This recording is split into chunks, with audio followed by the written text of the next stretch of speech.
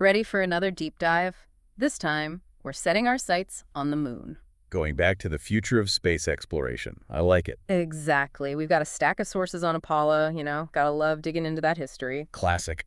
But this isn't just about reminiscing about the good old days. We're using Apollo's legacy as a lens to understand this new push with Artemis. What worked, what didn't, what we can learn from both.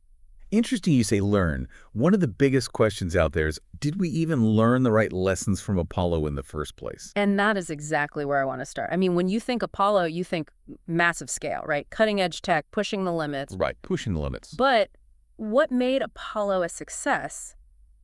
And it really surprised me with how much it emphasized simplicity, especially in the engineering. Yeah, deceptively powerful concept, simplicity, often a lot harder to achieve than just making everything super complex. Oh, absolutely. And the best example, the Saturn V rocket. This thing was an absolute monster. Oh, yeah. But get this, only about 100 wires connected it to the Apollo spacecraft. 100! Seriously. You probably have more wires in your home entertainment system right now. That's wild. I probably do. It's unbelievable. And if you think that's wild, the command module, lunar module, totally different phases of the mission. Totally. Connected by only 36 wires. That's fewer than some cars on the road today. That's incredible. And this wasn't an accident. This was a deliberate design choice to try and minimize these interfaces, reduce the risk of things just cascading failure. Cascading failures, yeah. So it's like if one part of the system had an issue, it wouldn't necessarily take down everything else with it, right? Exactly. And this approach, it didn't just have technical benefits, it had organizational benefits too. Okay. Minimizing interfaces. It allowed all these different teams to work more independently. You think about it, less chance of errors, less chance of delays, things move faster. That makes sense. Think of it like building a house, Yeah. right? You don't want the electrician waiting for the plumber to finish before they can wire a room. Right. Each team focuses on their expertise. The whole project moves faster, less risk involved. Okay. Yeah, that makes a lot of sense. And I can definitely see how that would apply to just about any large-scale project, not just, building rockets to go to the moon. But what made Apollo a success also highlighted something else that, again, seems kind of simple on the surface, but is probably a lot harder to implement in the real world. The absolutely insane level of testing they put everything through. The testing was really extraordinary. They had this rigorous qualification testing to prove that the design worked in the first place, but then they also had this equally rigorous acceptance testing.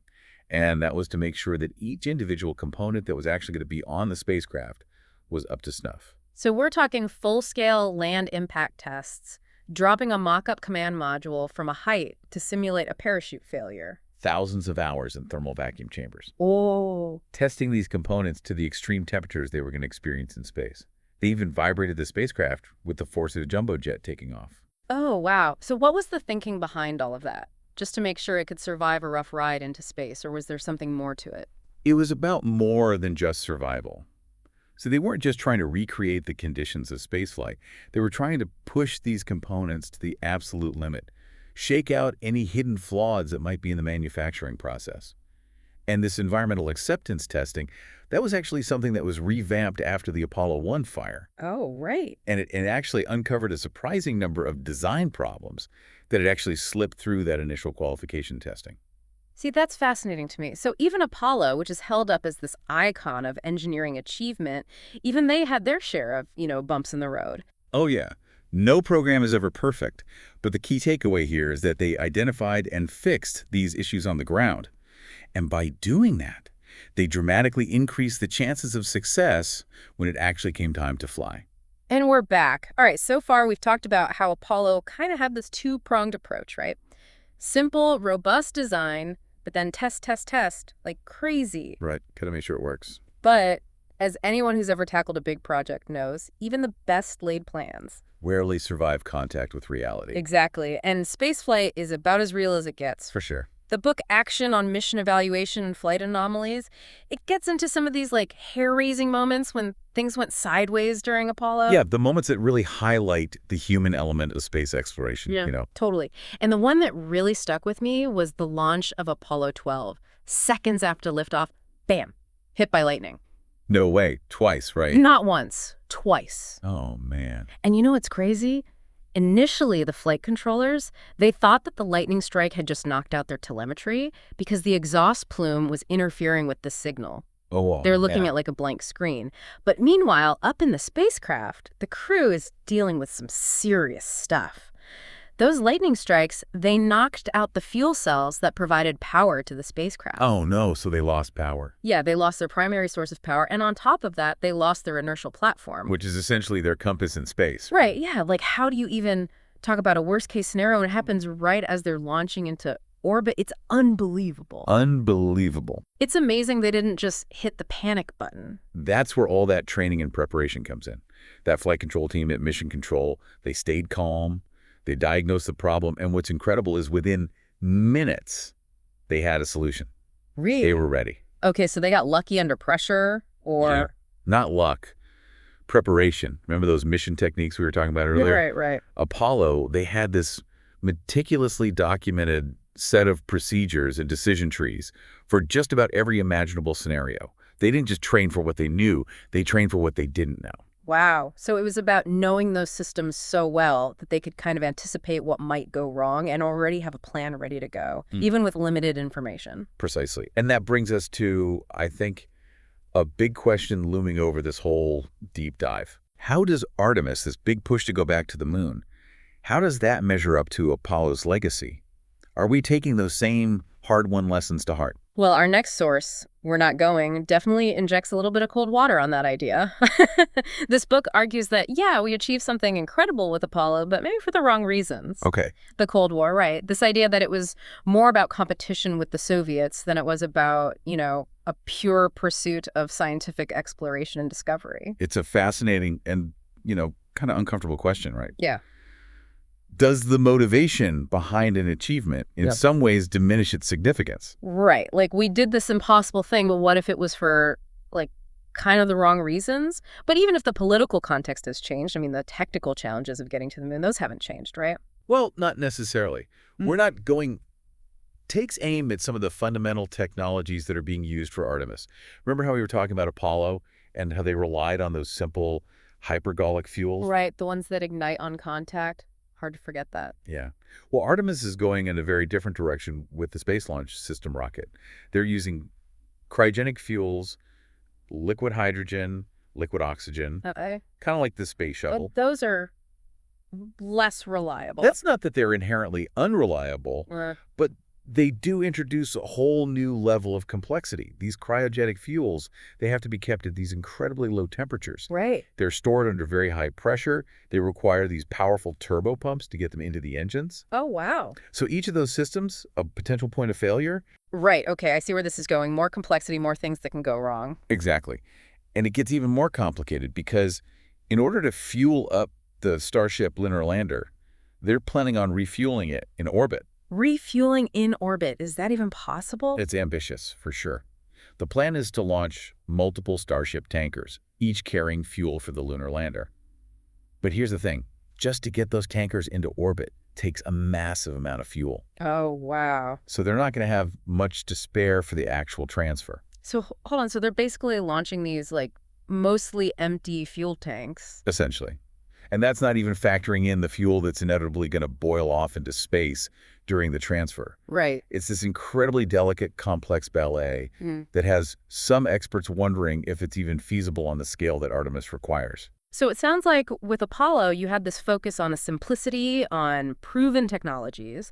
And with Artemis, it seems like we're embracing complexity on a whole new level. And remember, Apollo, that was all about getting to the moon and back. A sprint, you could say. Right.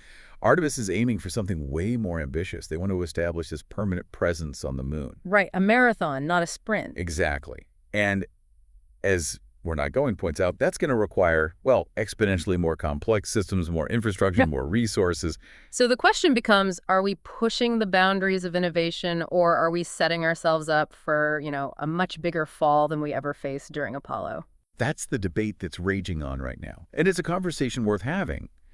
But it's also important to remember that even a skeptical viewpoint like this, it can offer some really valuable insights. And we're not going, while it's raising some serious red flags, It also acknowledges that there's a potential upside to what it calls a leapfrogging approach. Leapfrogging, okay. It's this idea that sometimes you need to aim for something that seems almost impossible to really drive true innovation. Okay. Think about it this way. If you're always playing it safe, you might make some progress here and there, but you're never going to have those like truly groundbreaking leaps forward, right? Right, yeah. Got to take some risks sometimes. So is Artemis that leap? Are we talking like giant leap for mankind here? Or are we talking giant leap into like a black hole of budget overruns and, technical challenges that we just can't overcome? Because let's face it, this thing, the price tag is astronomical. Yeah, and that's one of the key tensions here. We're Not Going argues that the real hurdle isn't just getting to the moon, it's establishing that sustainable long-term presence that we're talking about. Right. And that requires this level of commitment, not just from the U.S., but from international partners that, frankly, might just be really difficult to sustain. Yeah, it's a gamble for sure. So are we willing to kind of risk all of that on, what could be a technological long shot, especially when, let's be honest, we've got a lot of problems here on Earth that probably need our attention, our resources? It's a valid question, and honestly, there are no easy answers. But here's another way to think about it. What's the cost of not pushing those boundaries? What's the cost of not investing in these ambitious endeavors? What opportunities for discovery, for technological advancement are we missing out on if we just decide to play it safe and stay home? That's an interesting way to frame it. It's easy to get kind of like bogged down at the immediate costs, the immediate challenges, without taking that step back and thinking about the long-term benefits. Exactly. And that brings us back to something we talked about earlier. Remember how Apollo wasn't just about getting to the moon? It was about solving problems, about pushing the limits of human ingenuity, right? Right. Artemis, in a lot of ways, it picks up that torch. So where does that leave us then? What's the takeaway for someone listening to this, trying to make sense of this whole new era of space exploration? What are we supposed to think about all of this? I think it really just boils down to this fundamental question. Yeah. What is our place in the universe? Are we content to be bound to this planet, or do we have a responsibility, a drive to explore beyond the horizon, even when it's difficult, even when it's risky? That's a pretty profound question to end on. Big questions. Big questions. But I think it's the perfect note to leave our scores with today. Apollo showed us what's possible when we dare to dream big, right? Yeah. And Artemis, while it presents its own set of challenges, its own tough choices, it also embodies that same spirit of exploration, that same desire to push beyond what we think is possible. Absolutely. And ultimately, whether we see it as, a step too far or a leap worth taking, it's a decision that's going to shape the future of humanity for generations to come. Well said. Well said. So to our listeners, we leave you with this. What do you think? What will be our next giant leap? That's it for today's deep dive into the legacy of Apollo and the challenges of Artemis. Thanks for joining us.